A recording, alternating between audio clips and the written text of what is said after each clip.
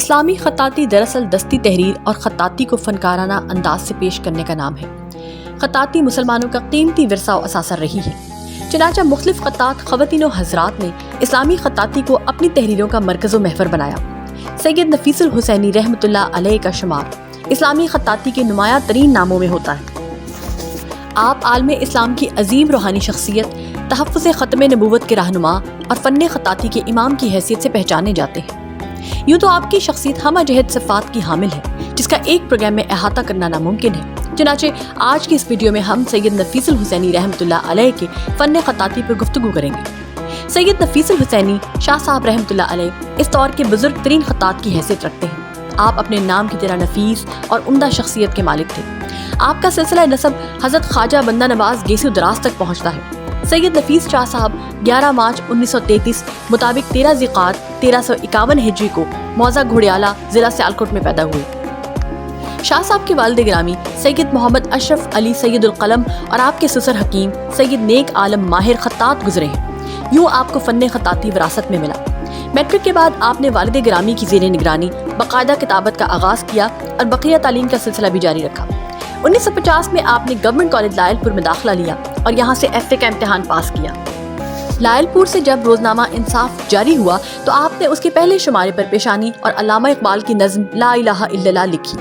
1951 میں آپ لائل پور سے لاہور منتقل ہو گئے۔ قیام لاہور کے ابتدائی عرصے میں آپ نے اورینٹل کالج کے شعبہ اردو فارسی میں تعلیم بھی حاصل کی۔ 1952 سے 1954 تک آپ نے روزنامہ نوائے وقت لاہور میں بحیثیت سرخی نویس کام کیا۔ اس کے بعد آپ نے کبھی نوکری نہیں کی۔ روزنامہ نوائے وقت میں شاہ صاحب کی بحیثیت خطاط اعلیٰ تقرری کا واقعہ بھی نہایت دلچسپ ہے۔ ہوا یوں کہ اس موقع پر ادارہ نوائے وقت کی جانب سے زرعی رقم مرحوم شاہ صاحب اور دیگر خطاطوں کے اعزاز میں چائے پارٹی کا انتظام ایک ہوٹل میں کیا گیا تاکہ شاہ صاحب سے باقاعدہ تعارف ہو جائے۔ تمام مہمان وقت مقررہ پر پہنچ گئے لیکن چائے پیش نہ کی گئی تو زرعی رقم مرحوم نے میزبان سے اس تاخیر کی وجہ دریافت کی تو انہوں نے کہا کہ جن کے اعزاز میں یہ پارٹی رکھی ہے وہ تو ابھی تک آئے ہی نہیں۔ اس پر زرعی رقم نے فرمایا کہ وہ تو ہمارے ساتھ ہی موجود ہیں۔ میزبان یہ دیکھ کر حیران رہ گئے کیونکہ شاہ صاحب کی عمر اس وقت بمشکل 19 برس تھی اور مہارتی فن کا یہ عالم تھا کہ نوائے وقت جیسے صفحے اول کے اخبار میں آپ کا تقرر بحیثیت خطاط اعلیٰ کیا گیا تھا۔ جب شاہ صاحب نے نوائے وقت سے استعفیٰ دیا تو اس کے 6 ماہ بعد تک اس عہدے پر کسی کی تقرری نہ کی گئی اور شاہ صاحب سے درخواست کی جاتی رہی کہ وہ اپنا استعفیٰ واپس لیں کیونکہ اس پائے کا خطاط ملنا ناممکن تھا۔ لیکن شاہ صاحب نے جو ایک مرتبہ فیصلہ کیا اسی پر قائم رہے۔ 1955 سے 1970 تک آپ نے چٹان بلڈنگ لاہور میں پرائیویٹ طور پر خطاطی کا کام کیا۔ اسی دوران مختلف اوقات میں آپ روزنامہ احسان لاہور اور روزنامہ آزاد لاہور سے بحیثیت سرخی نویس وابستہ رہے۔ 1970 سے وفات تک آپ اپنے گھر پر پرائیویٹ طور پر خطاطی کرتے اور طلبہ کو اصلاح دیتے رہے۔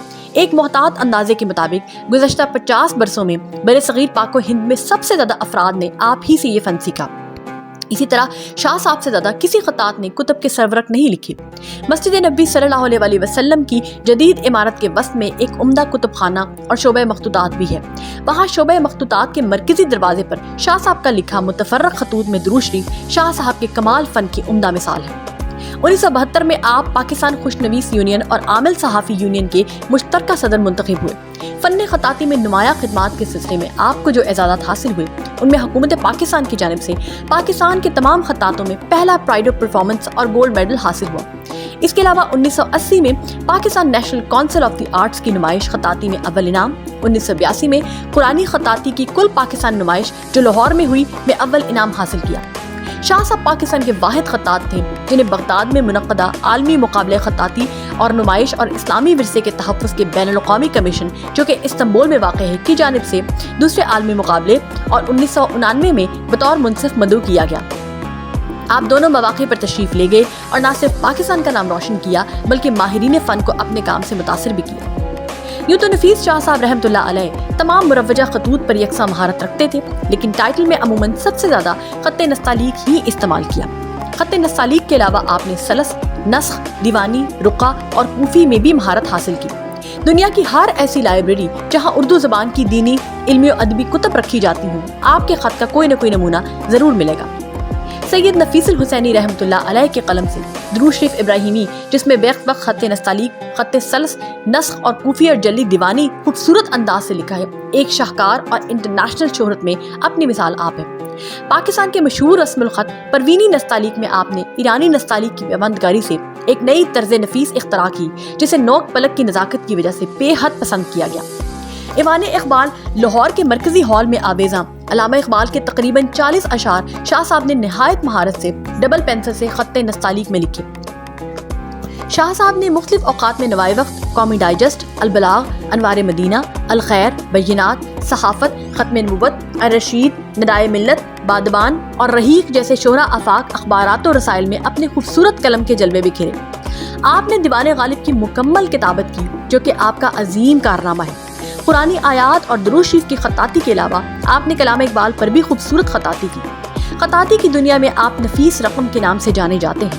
آپ اردو میں خطاطی کے لیے نفیس رقم، جبکہ عربی میں خطاطی کے لیے نفیس الحسینی لکھتے تھے۔ سید نفیس الحسینی رحمۃ اللہ علیہ کا فن اس قدر شاندار اور وسیع ہے کہ اس پر سینکڑوں کتب تحریر کی جا سکتی ہیں۔ آخرکار اسلامی فن خطاطی کا یہ امام کان کی تکلیف اور علالت کے بعد 5 فروری 2008 کو لاہور میں اپنے خالق حقیقی سے جا ملا۔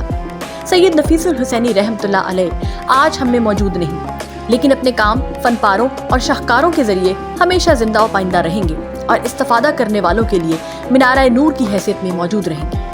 خدا رحمت کنندی عاشقان پاک دینترا۔ اس کے ساتھ ہی ہمیں دیجیے اجازت۔ اس ویڈیو سے متعلق اپنے خیالات کا اظہار کمنٹ سیکشن میں ضرور کریں۔